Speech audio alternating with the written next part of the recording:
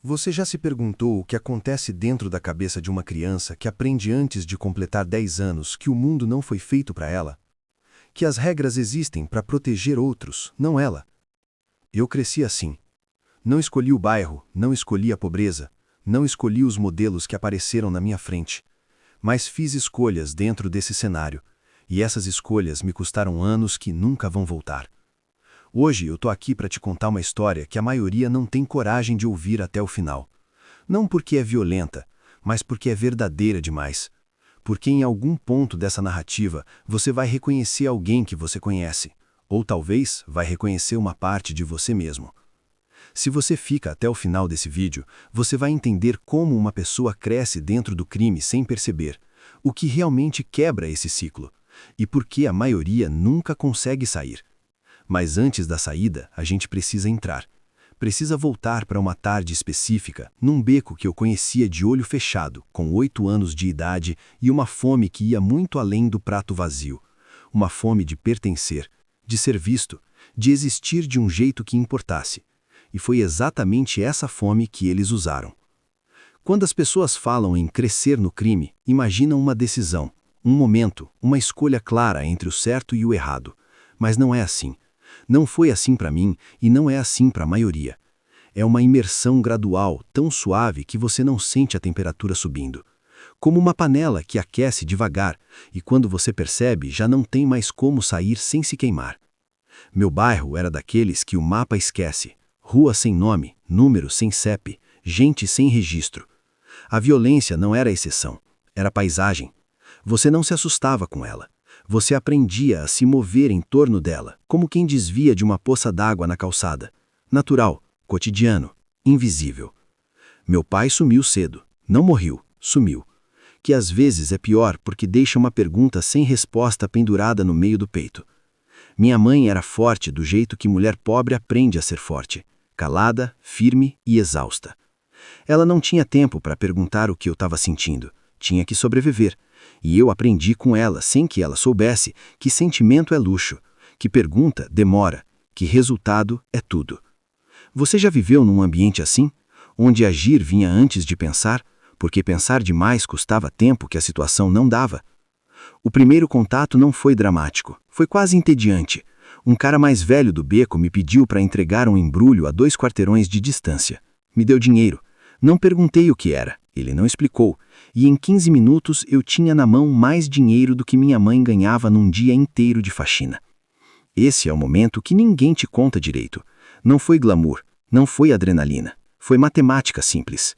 15 minutos contra 8 horas. E quando você tem 8 anos e vê esse cálculo, a lógica infantil não encontra argumento contrário.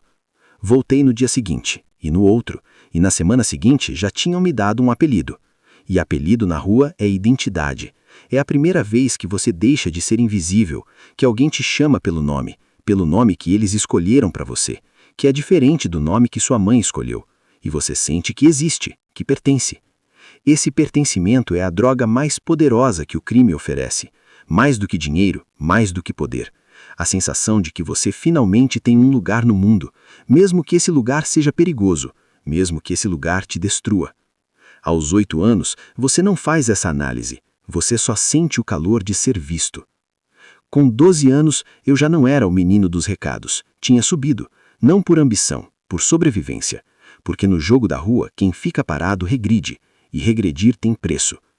A estrutura do crime tem uma lógica própria, quase corporativa, mas sem contrato, sem direitos e sem saída fácil.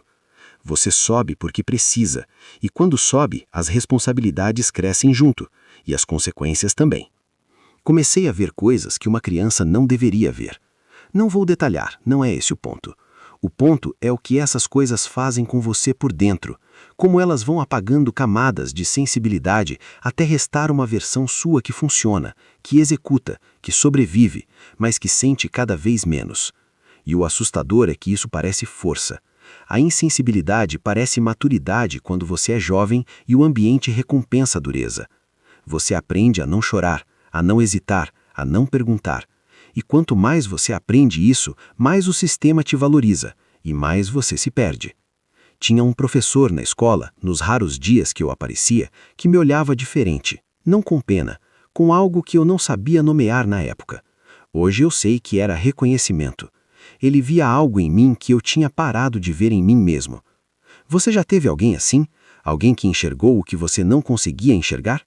Os anos foram passando com uma velocidade que só percebo agora olhando para trás. 15, 16, 17 anos. Cada aniversário era uma surpresa, não no sentido bom. Era a surpresa de ter chegado até ali, porque ao redor de mim nem todo mundo chegava. Perdi amigos. Não da forma que você perde contato com alguém que se afasta. Da forma definitiva. Do tipo que você acorda um dia e o nome da pessoa virou passado. E você aprende a não elaborar esse luto, porque se elaborar, trava. E travar pode custar sua vida. Então você enterra rápido e segue. Por dentro vai acumulando, uma camada sobre a outra. Raiva, culpa, medo, saudade. Tudo misturado, tudo comprimido, tudo negado. E eu funcionava. Executava, entregava resultado para o sistema que me criou.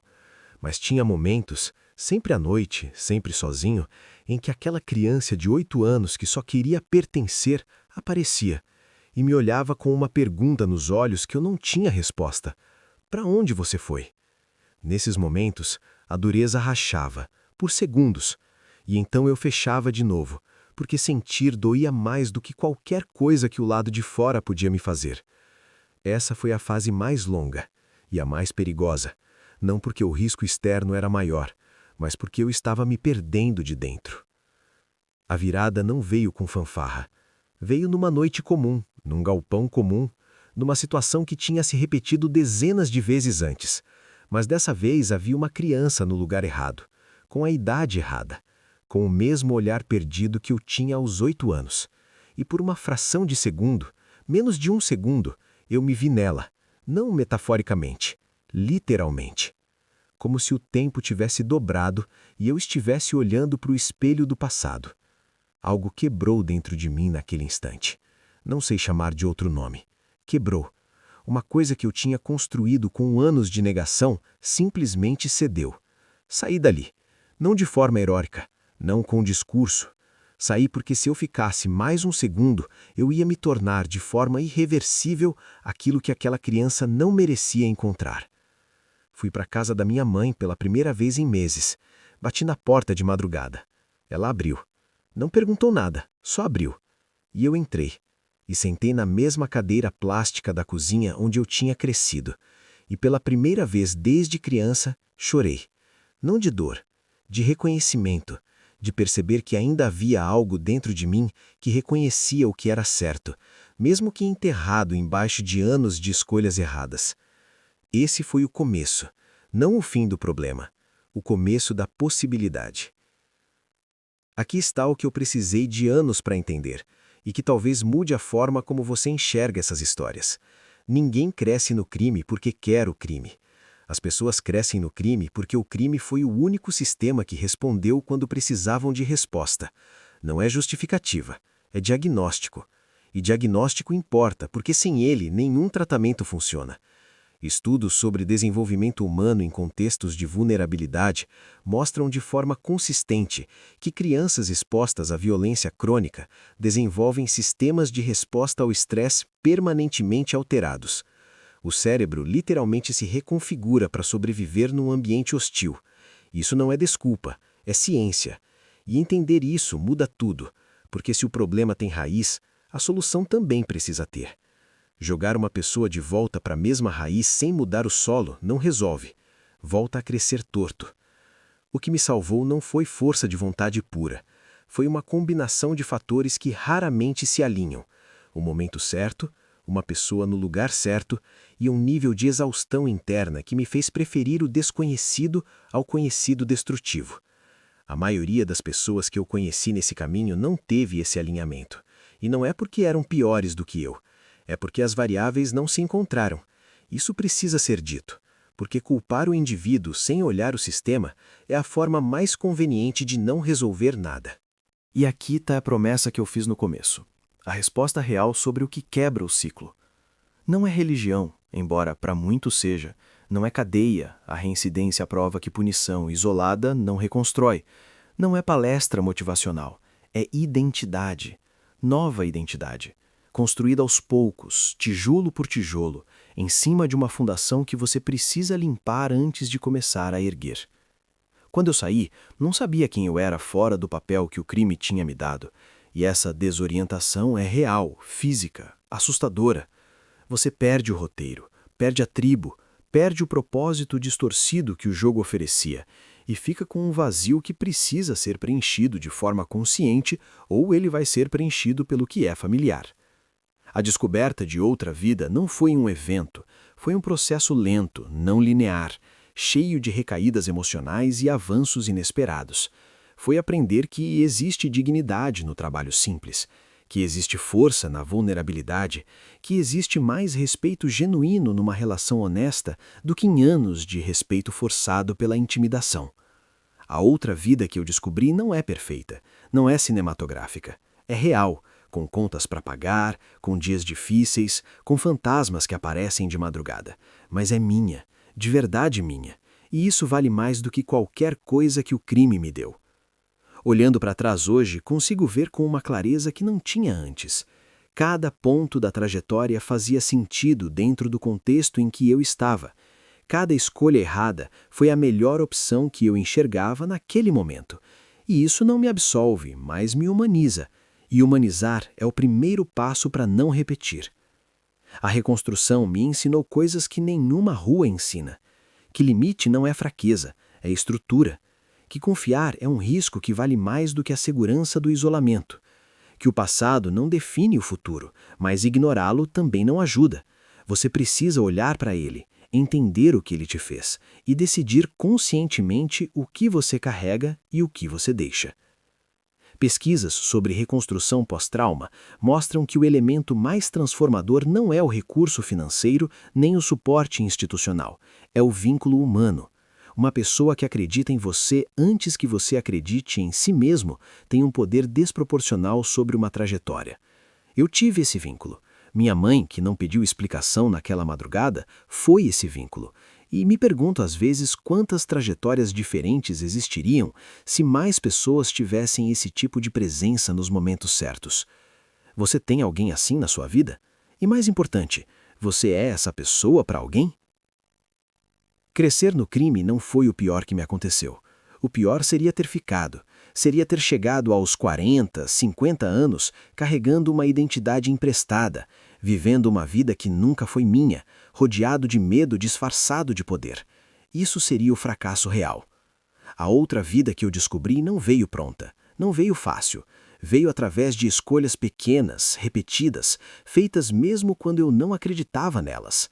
Veio através de pessoas que me olharam com humanidade quando eu não merecia. Veio através de momentos de silêncio, onde eu finalmente parei de fugir de mim mesmo e fiquei. Só fiquei. Se você chegou até aqui, carregou essa história junto comigo. E isso significa alguma coisa. Talvez você conheça alguém nesse caminho. Talvez você mesmo já tenha ficado preso num sistema que parecia não ter saída.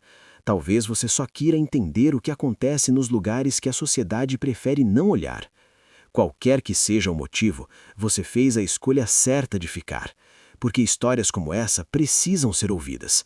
Não para romantizar, para iluminar. Para lembrar que por trás de cada estatística existe uma criança de 8 anos que só queria pertencer. O canal continua com histórias reais, cruas e sem filtro. Se esse vídeo te tocou, você já sabe o que fazer.